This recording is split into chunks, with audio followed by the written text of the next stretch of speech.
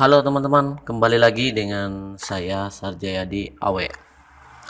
Jadi di sini teman-teman saya akan mulai share proses pembuatan aplikasi terbaru. Jadi di sini aplikasinya kita akan buat untuk kartu stok seperti ini demonya. Jadi yang akan kita buat nantinya adalah saya namakan Sheet Pintar V01. Jadi untuk filenya sendiri sebenarnya kalau misalkan teman-teman ingin melakukan pembelian atau ingin mendapatkan filenya bisa menghubungi saya via WhatsApp, atau kalau teman-teman ingin belajar membuat sendiri maka bisa teman-teman ikuti proses pembuatannya dari awal sampai akhir untuk membuat aplikasi ini. Jadi saya jelaskan dulu.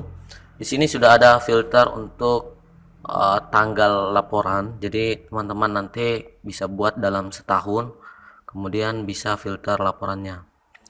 Menu yang pertama ini adalah profil usaha atau profil dari usaha teman-teman, dimasukin dulu. Lalu setelah semua diisi, di sini untuk master data yang kedua adalah item. Item di sini teman-teman akan memasukkan semua list item yang teman-teman miliki, kemudian mengisi unit masing-masing, dan teman-teman perlu juga kalau misalkan membutuhkan data untuk reorder kembali barang. Di sini ada quantity minimal, kemudian quantity maksimalnya berapa untuk per itemnya.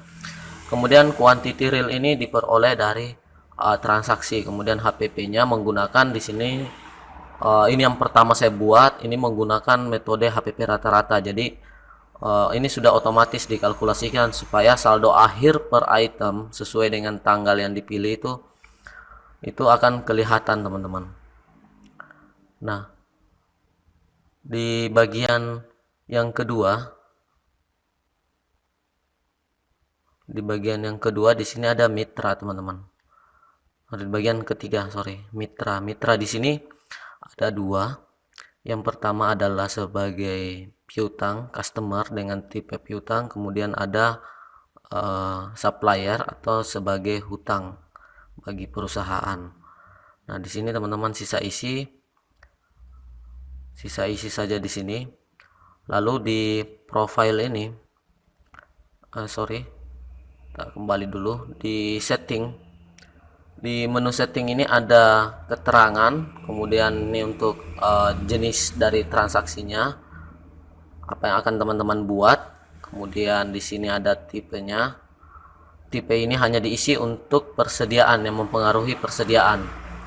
Jadi pembelian yang mempengaruhi persediaan masuk, kemudian penjualan mempengaruhi persediaan keluar. Kemudian ada khusus untuk kas bank, karena di sini juga nantinya bisa kas bank. Jadi untuk jenis transaksi ini mempengaruhi uang masuk atau uang keluar. Dan di tunai atau kredit ini lebih detail lagi, tipenya ada kas tunai, ada bank, nanti bisa teman-teman tambahkan sendiri. Kalau pinjam ini piutang dengan hutang untuk kredit teman-teman. Nah, selanjutnya di transaksinya, jadi transaksinya hanya satu saja teman-teman ya, hanya satu. Nanti semua transaksi diinput di form ini, di form transaksi. Masukkan tanggal, kemudian bukti transaksi, jenisnya teman-teman pilih, kemudian akunnya teman-teman pilih dia tunai. Jadi misalkan ada pembelian, di sini pembeliannya tunai atau kredit. Kalau misalkan dipilih di sini pembelian kredit, berarti harus terisi hutang. Nah, kalau misalkan keterangannya di sini sudah ada hutang, ini teman-teman harus pilih suppliernya atau customernya.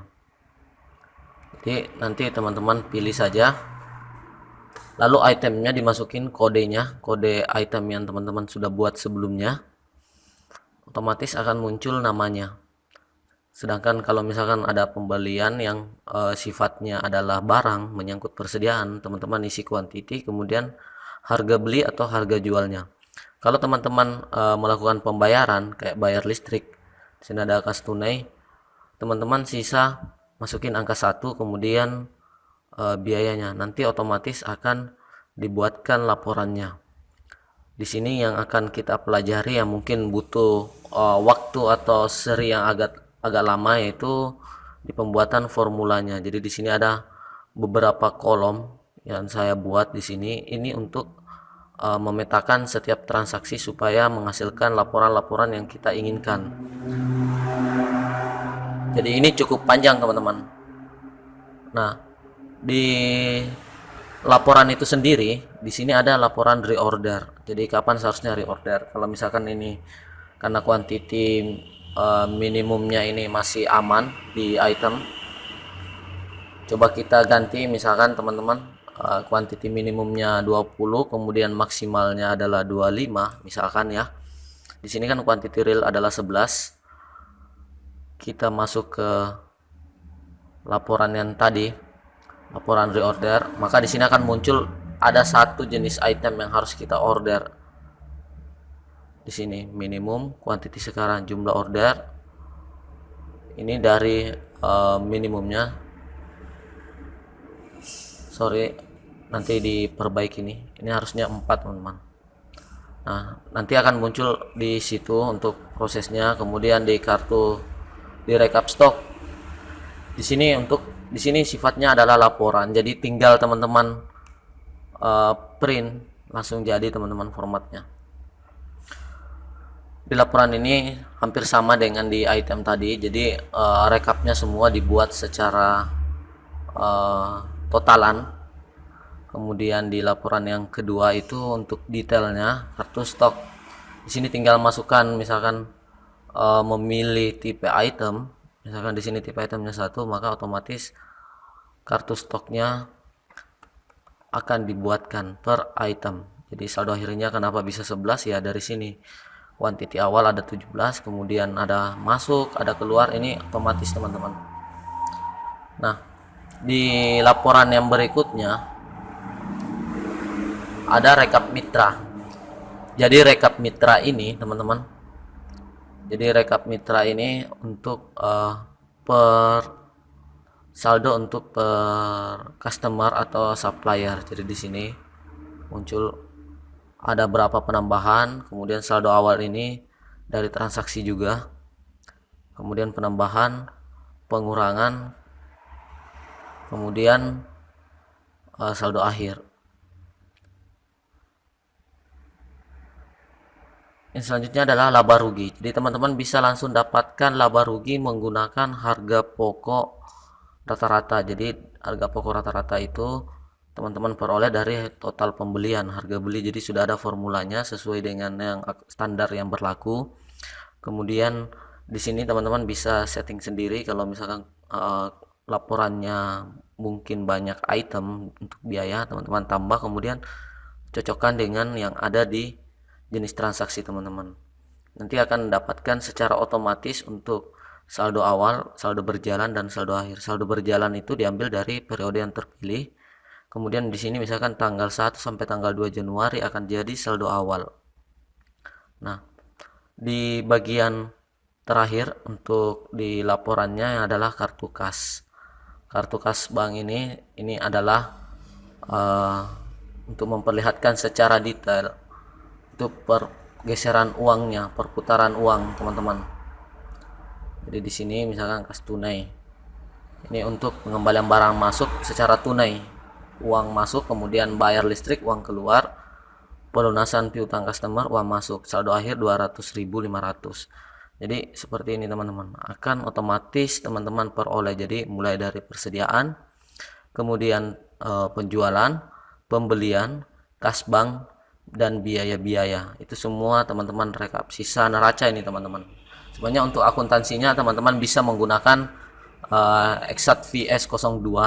Jadi ini bisa dikolaborasikan. Jadi dari sini datanya teman-teman sisa rekap saja masuk ke Exact VS02 supaya memperoleh laporan keuangan itu teman-teman. Jadi bagi teman-teman yang tidak sabar untuk proses pembuatannya, jangan lupa di subscribe dulu kalau misalkan teman-teman belum subscribe, supaya teman-teman bisa update untuk proses pembuatan aplikasinya. Dan mungkin beberapa video akan dibuat. Jadi ini akan berlanjut sampai beberapa part, karena mengingat di aplikasinya sudah ada banyak menu. Jadi kalau di sini ada 11 menu, jadi bisa jadi ada 11 part. Kemudian dalam satu part ini ada yang mungkin agak lama di proses transaksi, karena teman-teman formulanya di sini cukup panjang. Tapi kita akan belajar secara detail teman-teman bersama saya Sarjayadi Awe. Oke, cukup sekian dulu teman-teman untuk demo ya aplikasi yang akan kita buat. Jadi ini mungkin bisa menjadi rekapan. Jadi video ini bisa menjadi video rekapan dari beberapa file terpisah yang teman-teman mungkin sudah buat sebelumnya dari video saya. Jadi di sini sisa kita gabungkan semua menjadi satu file, kemudian satu form input dan disertai dengan filter tanggal. Oke, cukup sekian dari saya. Tetap dinantikan teman-teman dan dukung selalu channel ini untuk tetap produktif membantu teman-teman dalam mengelola bisnis. Salam dari saya Sarjayadi Awe.